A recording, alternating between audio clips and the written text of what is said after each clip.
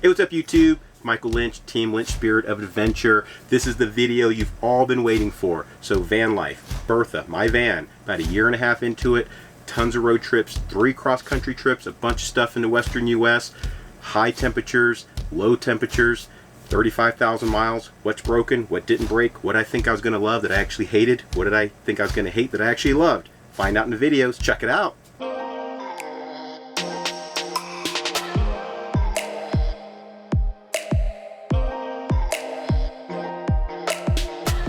Okay everyone, so just like my other 2 videos giving you first a walkthrough and then a 6-month update of my van, this is my 1.5 year update, about 35,000 miles. I'm going to start inside the van, back of it here in my bath. Now to remind everyone, I have a Coachman, the 2020 Coachman 22RB. It's a Beyond is the model it's called. It's on a Ford Transit HD 350 body. It's about 22 feet long, and I have the rear bath model, so I have the full bath back here, wet bath, commode, shower, and my wardrobe. One of the things I've mentioned in some of the videos I had before is that this wardrobe, super great. You get a lot of storage. I think a little bit more than you do with the other 2 floor plans, the C and the D floor plan. But there's a catch to that. While this cabinet, super cavernous, you put a bunch of stuff in here. You actually have a rod up here to hang up clothes if you want to take these shelves out. I usually fold things up, I put them in here.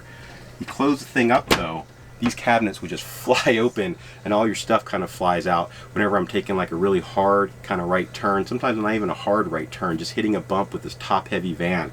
Just that kind of, I don't know, that force, that centrifugal force I guess, or that whipping action, stuff just flies out. So tried forever to try to mitigate that. I was tying shoelaces around this thing, I was tying shoelaces down here, all sorts of stuff.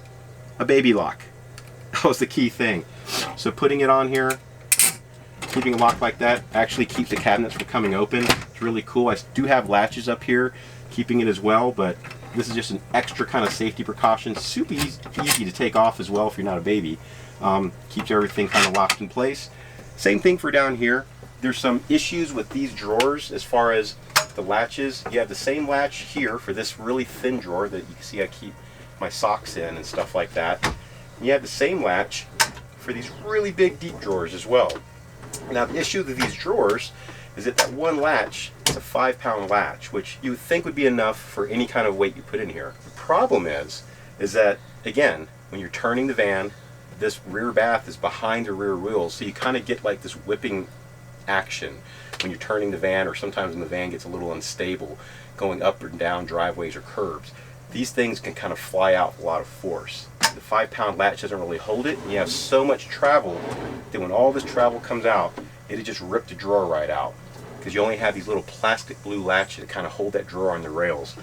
When that comes out, instead of your drawer staying like this, stopping and staying on the rails, it looks like this. It just kind of falls out. Those are those latches, these little blue latches. And you can see mine doesn't have a hook on it on either side. It just rips them right out.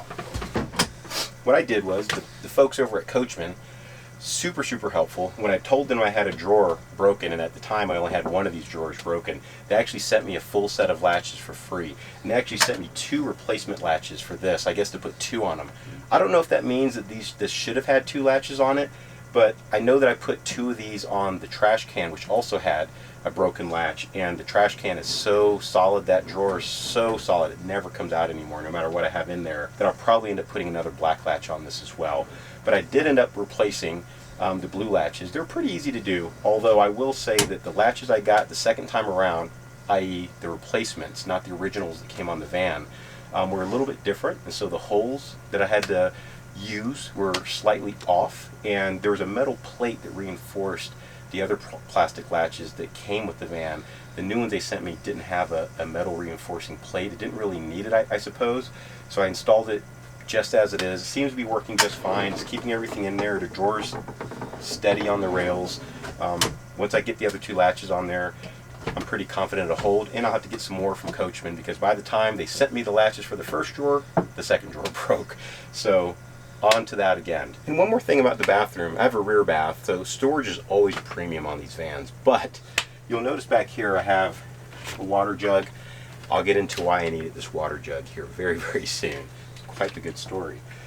But you'll notice I have RV antifreeze, and of course some windshield wash de-icer. I do use the van in really extreme temperatures. I live in Salt Lake City, Utah, just under 5,000 feet.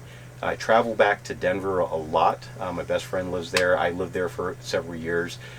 It's a mile-high city. Most of the foothills around there are 7,000 to 10,000 feet in elevation.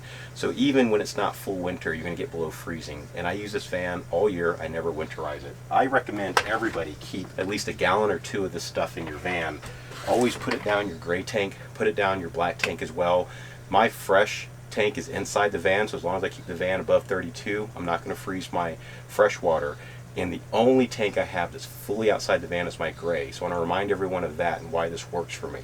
My gray tank has a heater, but the elbow for the gray tank is not heated.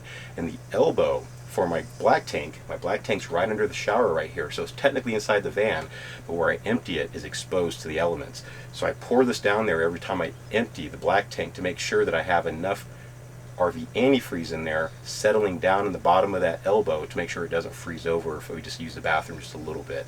So it's more RV antifreeze than anything when I'm using this in the dead of winter below freezing. Alright, so we're here in the back of the van, just forward of the bath. I'll go ahead and close this up. Great thing about the van is I thought this door being somewhat kind of soft like this, a soft material that kind of rolls up into the side to create a pocket door. I actually thought this was going to be a huge issue for me in using the van all seasons. It gets really hot in here. I thought maybe this kind of plastic kind of sheeting stuff would get brittle. This thing's actually held up like a champ. The plastic latch and everything, it gets used all the time, and I keep it closed constantly to help regulate the temperature in the regular part of the van when I'm driving, even when I'm boondocking, whatever. I try to keep this closed if I'm not using it. It's really held up really well. The springs on it, the retraction is still really strong, just like when I first bought the van. So much so if you don't latch it all the way and you're doing your business, sometimes the door just open on you, so you got to make sure you latch it. So that's been actually really good. Some of the other things that have not held up as well have been things like, oh, this right here. Actually, I'll take it all off here. So this was me basically falling against this wall and myself just hitting this hard enough to bend it enough, and I guess this was screwed in really tight and it busted. So little things like that, I'm going to have to replace the entire outlet because the outlet itself kind of got busted up. This little reading lamp, this USB in here actually stopped working, so now when you plug things into it, it's really rough to get things plugged in. Something broke off, doesn't actually charge anything anymore. I think the reading light actually still works. I don't have them turned on right now. A couple other things. The Xbox has not made it into the van yet.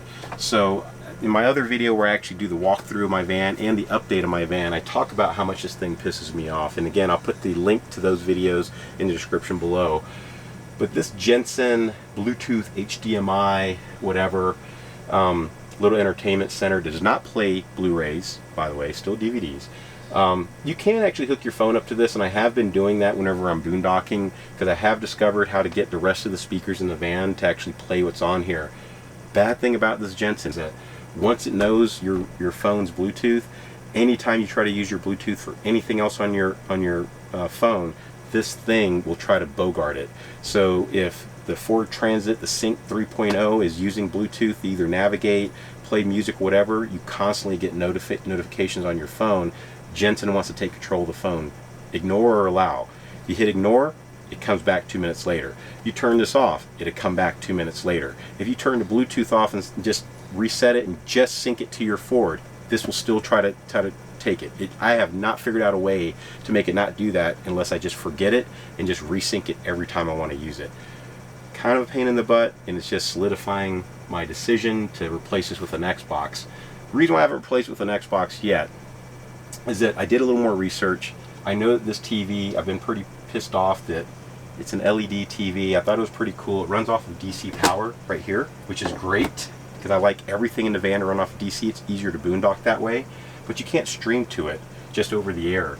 I thought that was like a horrible thing, but in reality it's not so bad because the TV's 1080p at 60 hertz. If you're a gamer, you know what that means. That means that I could hook an Xbox to this and play full HD, wouldn't lose any frames per second or anything like that. I could also use it for a second screen on my laptop because my laptop is a pretty high-end laptop. I use everything high resolution, so it actually holds up for all that. I have a significant other, and I do call her Boss Lady, and Boss Lady has said that she's reminded me, Michael, you take these van life trips and you do things like this not to play video games. We do that at home. So there is some discussion about maybe the Jensen needs to go, but an Xbox doesn't need to go in its place. So we're talking about that. But it is a feasible thing. All the power's there. I can make it work, and the TV actually is full 1080 HP. I've heard that the new TVs are putting in are a different brand and they're still full HD and all that stuff, and you can stream to them over the air, so it's only getting better from here. So I don't know, I'm not as pissed off about it, but I do still hate the Jensen. A couple other things back here. Since we're here in the back of the van where the beds are at, I'll end up putting all the floor plans up again in this video, showing my floor plan and the C and the D floor plan. The D is very similar to this, except the bath and everything's up front, and you have two beds like this that come together into a full bed, and you can only really sleep on it when they're put together. They're not full length twins like this. Then you have the C, which is a couch in the back like you see in most traditional vans. This particular setup, they're long twin beds, and I've mentioned this in my other videos, where you can sleep on them separate. You don't have that awkwardness if you have a person that you're not, let's say, intimately familiar with. It's great for that. But sometimes you want to have more room. I have dogs. My dogs like sleeping with me and stuff like that. So I actually found a way that I can kind of jerry-rig this and put it together into two beds and put some filler cushions in. And really it's kind of simple. If you look here, I keep it under this cushion here. Super high tech. I had it custom made for this van. Bang! Piece of plywood. So what I ended up doing is I just slide this out. It fills up the gap. I take this cushion, I slide it over. It leaves about maybe 10 or 12 inches worth of a gap over here. So we put some filler cushions in there. I want to get some custom ones made that are just like these to fill it in all the way and make it really solid. But right now it's really great. I'm about 5'7"-ish or so. I can lay across this without any kind of bump outs like you see some of those Sprinters have on the side, and it works just fine. So for my height, probably a 5'8" person, you could probably do this or whatever. If you're 6 foot or something like that, yeah, it's probably not going to work for you, but it would still give you more room if you had another person you want to sleep with, or if you want to have your dogs, your pets, whatever up here sleeping as well. Right, just a piece of plywood, just a little thick one I had laying around the house. So now, middle of the van, the galley, if you will. A couple of things that are kind of interesting. In my other videos, I talked about how I made sure there's different types of electric, right? AC and DC. So make sure we're talking about AC electric, not the AC, like air conditioning. That I want to make sure that so much of this van ran off of DC that it'd be really easy to boondock. It'd be really easy to have efficient use of the battery. You don't have a lot of stuff going through the inverter. You lose a little bit of your power when you do that, when you have to convert it from DC to AC. So I made sure it was my Induction cooktop was one of the things that I had on off of AC, because I didn't want to have gas flame in here. My microwave oven down here is an AC microwave. So really the two pure AC using things here is this and the Induction. What I will say, I have never used this Induction cooktop in the year and a half that I've had this van, and I've used this van a ton. I've boondocked a ton. I've stayed in campsites. I've parked in my friends' driveways, like worked all week, ate out of the van, everything. Never used the Induction cooktop. Why? The only thing I'd use it for is really to fry things up, and I don't want to do that in here. If I make ramen, if I make mac and cheese or anything like that, I have a kettle that I heat the water up for. If I can't use this boiling water into a cup and I have to actually like heat it up and boil it in water, I use a microwave because it's much more efficient than heating something up in a pot. A lot less messy too. So I don't know. I don't know that I'd ever not get an Induction or a way to cook just in case I needed one. But I'm actually pretty thankful that I got the Induction, not for the reason that I originally intended, and that's not having gas in here. I actually like having this because it actually keeps the countertop flat and I can use the entire countertop, whereas if I had the gas, it would be like an indention with a little burner right here, and I may have a cover for it. I've seen some vans not have a glass or a clear cover for that, and so you just can't get full use of the counter right there. I get full use of this counter with this Induction, so I kind of dig that. The important thing for the van in the future will be that I definitely got to have a microwave. Probably one a little bit bigger than this as well. The Induction on Bertha 2.0, if I can have it without it, I'm actually going to order it without it. Now, why does all this stuff seem so important? Everything in this van running off of DC, and the van only having one battery, it is a single point of failure. And I discovered that here, spring break, April 4th through 11th, 2022. So I just took this trip here very recently, and the first night on a 3-day drive from Utah to DC, my battery wouldn't turn on. I actually had an error on my charge controller. It was disconnected. Come to find out, it's because the battery's not holding a charge. Come to find out, I've been using the battery in very extreme conditions, and those extreme conditions have zapped its life. I probably did some abusive things to it without knowing it as well, but ultimately the battery is gone. So even turning on these LED lights to film this video, which only draw about 4 amps in total, all the lights, was enough to kill the battery and actually put it into like save mode, disconnect it from the van. So I actually have this connected to shore power to make this all work. Now what did that mean for me? Whenever I was boondocking in the middle of Iowa and Nebraska and it was below freezing, it meant that none of these lights would come on. It meant that the water pump couldn't come on. It meant that I had to use the water bottle, the jug in the back, to actually flush the toilet because I couldn't get the water to flow into the toilet. I had to do things with a flashlight. And thank goodness, if you looked at my how do I keep my van cool in the summer, and I'll put a link to that video in the description as well, I had these really cool fans. Whoa. I had these really cool fans that have these night lights on the back, and it could also charge your devices. And I actually used these. These came in really handy. I didn't need them for the fan, but I ended up hanging them by the hooks here, and I just used them as night lights inside the van. They came in so handy. I will say the charge controller, which I have up here. So this charge controller, whenever the battery was showing disconnected, it actually has a B01, and it kind of has a weird, yes, that is exactly how it sounded. I actually thought the charge controller was crapping out, but actually it's the battery that's kind of messing it up, because obviously you see it's working fine here. An indicator too, this is trying to charge a battery from about a half charge. When I first started this video, it was actually down here showing that it was below 25%. This is reading about 11 volts. It was only on the first line here. I have not used the battery in about a week, and I've had it plugged into shore power. So it's still saying we're about halfway there after about a week on shore power. So definitely not taking the charge, and I highly recommend that you get very familiar with your charge controller, get very familiar with your inverter. Seeing that I can never get to a full charge, and even when it did read full, being able to connect the battery to the van, turn on something, and immediately see it kill the battery was a really easy way to troubleshoot that, yep, I just need a new AGM battery.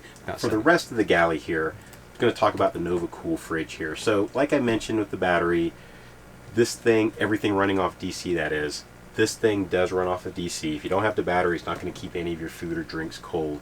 The other thing is that since I didn't have any of the lights, I was in Nebraska or Iowa, it's super cold. I'm having to throw my clothes on really quick to go outside. I thought maybe when the battery's disconnected, I actually had a loose connection, which there was a couple of things that were loose. I did tighten up, it did help things, but the battery did take a crap on me. Putting things on in the dark in the van, my knee just kind of came up and hit this little latch right here like that, and when it did, this thing just exploded everywhere. So broke into a million pieces. Ended up having to order a new one of these, and this is just it's a plastic handle that Nova Cool makes for their fridge, and it just rotates like that to release it from this little latch here. You have this metal latch for, if you really want to secure it if you're driving, but this is for like everyday use. This latch here, Nova Cool sells them. They're sold out actually, so you can get them from any RV supply store. We found one in Seattle that had it in stock. It's only $7, but it's like $7 to ship it, so we paid like 15 bucks to get it here. I ended up only using this part of it. They send you both the assembly, but super easy to install or to take off. Also very easy to break, so just know that this thing will snap if you even like kind of look at it funny and brush against it. It will explode into a million pieces. Okay, so front of the van, There's really two more things I want to talk about that are meaningful enough, I guess. Most of the other things that have broken the major things or the kind of major learnings I've had, I've covered actually my first two videos, a walkthrough and the 6-month update. But here in the front of the van, there is one kind of big thing that annoyed me, and it's actually on the sliding door for the Transit. We have this huge blind here, which is great, and it holds itself down whenever you put it down. Obviously, it holds itself up when you put it up. The way it does that, it's one of these tension blinds. You probably know how that works, but the lines here on the side are anchored, and they have a lot of tension on them to kind of create that effect, you know, that kind of pull effect or that resistance effect. But the issue is how they're anchored. They're actually just anchored into the plastic kind of structure of the van door itself. There's not anything behind it kind of holding them in or glue, and so the one way back tucked into the side of the van behind this wall right here actually came loose, and when either one of these come loose, this whole thing will not work. It just kind of sags and kind of flops around like a fish out of water. So my big kind of like I don't know like a baby thigh or something of a forearm just would not fit back there, and so I was just struggling, like just freaking fracking the whole thing, like cussing this thing out. Boss lady, my SO, is actually great with a wrench and everything, and she got back there, was able to fix it, and it's held so far. She just drilled a new pilot hole and put it in there the same way the factory kind of installed this, but I'm kind of waiting for that to break again. It may not, but I think with this plastic heating up, it's a good chance that it could, but it's held up so far. So that's one thing that kind of irked me a little bit. Another thing in the front of the van here that is kind of, I don't know, it's one of the things you overlook, but this paper towel holder. I had to install this thing, and it was great and everything, but a lot of the cabinet, like, you kind of worry about your LED lights, like how they're routed through here. You could tell this is hollow, and so they have wires running through, and this isn't metal. It's kind of like faux aluminum kind of look stuff, but I ended up just drilling right into it, putting some adhesive as well, but then really using these screws. So this is really on there, really nice. I ended up getting one that doesn't allow this to spin freely, so there's a little tension on it, so you don't have just your paper towel roll kind of going all over the place. But little things like this, you wouldn't believe just how much of a difference they make when you're traveling in the van. In addition to that, you'll see I have like an REI Co-op kind of a camp towel here, like a one of those microfiber, you kind of wring it dry towels. These hooks actually, and I have 1, 2, 3, 4, 5, 6, so a half a dozen of these hooks installed, and these are just command strips. These are 3 or 5 pound hooks, and what I usually do is hang things like these towels for cleaning the windshield or your hands off, so we don't go through a lot of paper towels and things like that and create a lot of waste in the van. The trash can is relatively small. It's a very, very small trash can, so you don't want to create a lot of waste. You don't want to bring a lot of paper products or waste into the van. And we actually also hang fruit nets up here, so we'll get fruit and put the fruit nets up here, either hang it single or string them across, and we'll put bananas and apples and stuff in there. Just a downside is that stuff like this is kind of the only thing you can keep hanging up, because these high top vans, this stuff will feel like it is just waiting to fly off and like nail you in the face. Other than that, these hooks have been so clutch. I've seen other YouTubers, Vanlife videos, talk about as many hooks you can put them up, you'll use them.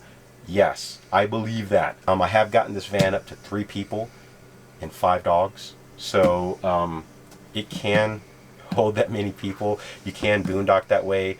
It is cozy in here with 5 dogs. Yeah, it worked really great. So overall, I love the van still. Bertha is still my baby, but like I've mentioned in my other videos, there is going to be a Bertha 2.0, and so with that in mind, I'm actually going to sell Bertha 1.0 now. The market's still pretty popular for Class B vans, so I'm putting it out there. If you are interested, let me know in the comments. Shoot me a direct message or an email. It's all on my YouTube channel, how to contact me. But Bertha 2.0 will be a modified version of this Transit 350 HD, probably set up with more places for people to sit in, kind of captain's chairs, with less emphasis on having a full wet bath and more having a commode. A smaller galley, maybe just the size of the one over here, or just the size of the one over here with a fridge, a microwave, and a sink. No induction stove or no gas stove or anything like that.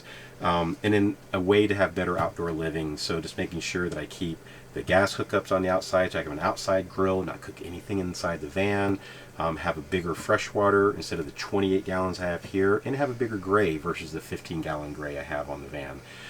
The Ford Transit chassis has held up fantastic. I have not had any issues with the van mechanically at all. 35,000 miles, 3 cross-country trips, the most recent one to DC and back to Utah, all within about a week and a half.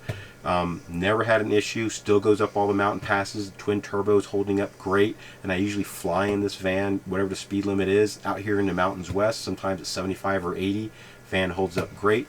It's alright, so if you like what you see here, please give me a like, give me some comments, maybe subscribe to my channel, that'd really help me out a lot. Until next time, I'll see you in the next video.